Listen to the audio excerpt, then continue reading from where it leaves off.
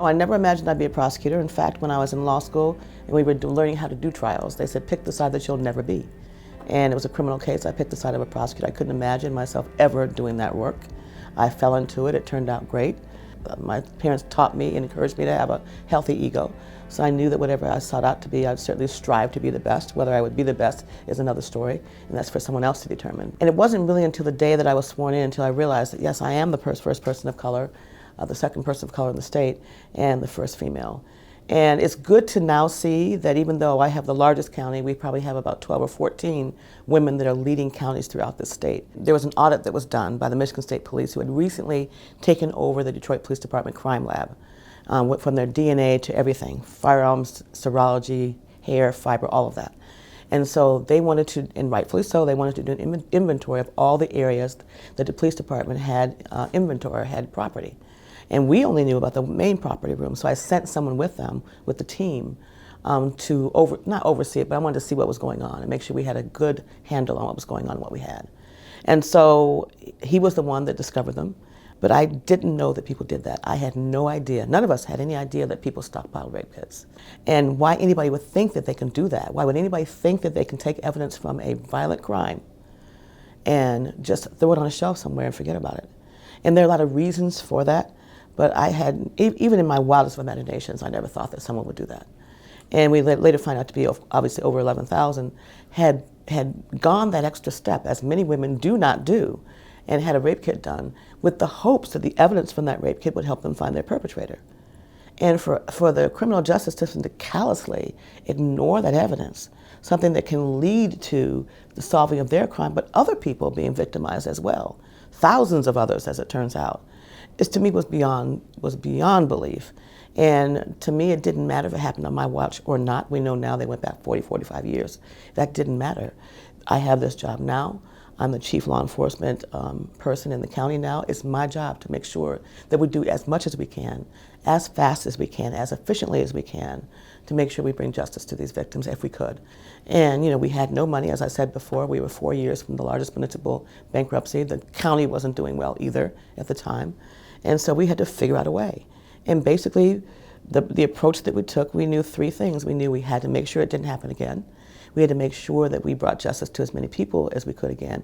And we needed to change the laws to make sure that it couldn't happen again. And finally gotten to a place where people are knowledgeable about it. We have gotten the funding that we needed to test kits. We have gotten the funding and will continue, I hope, to get the funding that it takes to investigate and prosecute these kits. And that we're up to, I think, just under 170 convictions now. And with many, over 800 identified serial rapists. If these kits had been processed at the proper time, and we were not prosecuting them as cold cases, the numbers of people potentially, we don't know, but the numbers of people potentially that could have been spared these atrocities. And so there was no choice in my mind that you had to go forward and try to figure out a way and enlist the best people that you could to help you, because certainly we didn't do it by ourselves, and that's for sure. I'll get someone that will come up to me and say, either I know somebody whose kit you tested and now their rapists are in jail, or it happened to me. That happens at least once a month, at least.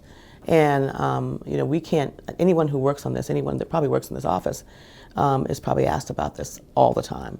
And certainly we know it impacts lives. And I know personally that we've had some women who, for whatever reason, their rapist was found not guilty. We've had a few of those.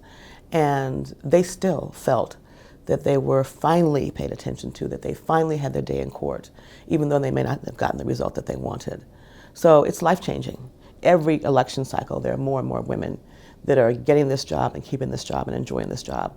So much so that a couple years ago at one of our state organizations' conferences, we decided to have a women's breakfast, and we've had more than enough to fill a table for like the last 4 or 5 years. So when we can talk about being mothers and wives and partners and every other role that a woman has besides just the work role is something that we probably talk about more than we talk about our cases or our strategies or our jobs. So it's that support that you're just not going to get from a male. So it's been great for us, and hopefully this will continue, that the ranks will continue to swell when it comes to women prosecutors. Being a successful woman is all about psychology. It's all about what you believe. And it's about not having any limits or barriers as to what you think and what you think you can do. Because if you don't have those barriers, then you really don't have those standing in your way. And you don't even spend time thinking about that. You just spend time getting to where you want to go. And you don't spend time thinking about the barriers. They're there. And it's naive for anybody to think that they're not there. But if we think they're not there, if we can imagine them not being there, then it's much easier in my view.